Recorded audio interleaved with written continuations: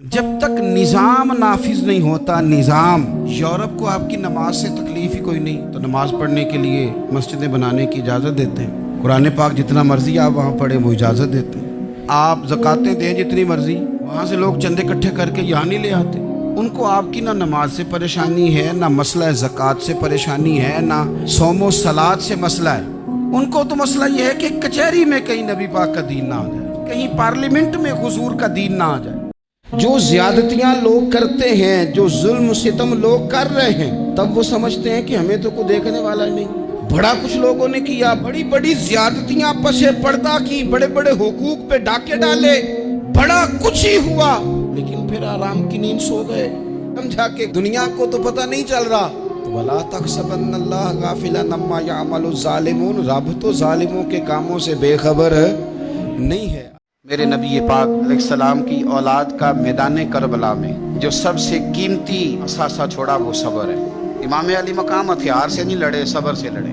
امام حسین، سیدہ زینب، حضرت عباس، یہ صبر سے لڑے۔ ان کے پاس جو سب سے قیمتی چیز تھی وہ صبر تھی۔ ان کے صبر نے کمال کر دیا۔ حکومت تو 4 سال یزید نے کی، پر کائنات میں چھا کے وقت حسین ابن علی نے گزارا۔ تخت پہ ایک دن بھی نہیں بیٹھے، پر دلوں پہ حکومت ہمیشہ حسین ابن علی کی رہے گی۔ نبی پاک صلی اللہ علیہ وسلم کے بارے میں سیدہ عائشہ صدیقہ فرماتی ہیں، حضور ذات کے لیے کبھی کسی بندے سے بدلہ نہیں لیتے تھے، لیکن اگر کوئی حدود اللہ توڑتا، دین کی مخالفت کرتا، تو پھر ہم حضور کا جلال بھی دیکھتے تھے۔ یہ کیا بات ہوئی بیٹا نماز نہ پڑھے اور ابا ہلکی سی بات کر کے گزر جائے؟ بیٹیاں، بیوی، بہن پردہ نہ کرے اور تجھے کبھی غصہ ہی نہ آئے؟ یہاں تو جلال ضروری تھا اور توجہ ہی نہیں کی، جو مرضی ہوتا رہے۔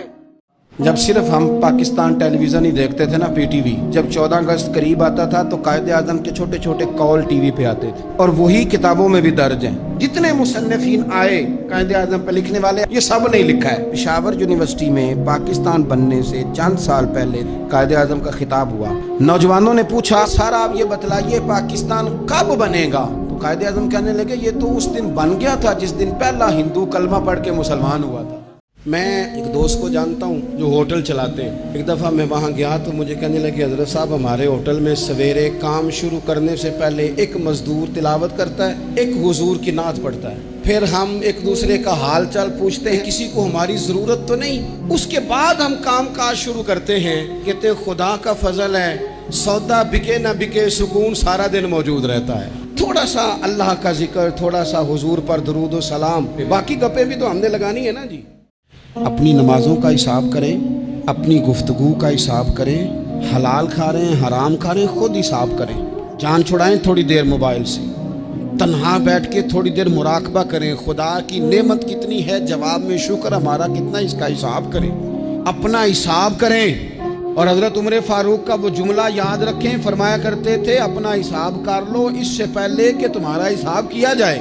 یہ نہ ہو کہ پھر رب رسول حساب کریں اور تمہارے لیے مشکل ہو جائے۔ حضور سید عالم کی اولاد کے بارے میں اپنے دلوں میں جذبات، حضور کے اصحاب کے بارے میں عقیدت کے، احترام کے، شوق کے جذبات، حضور نے ہمیں سبق دیا تھا۔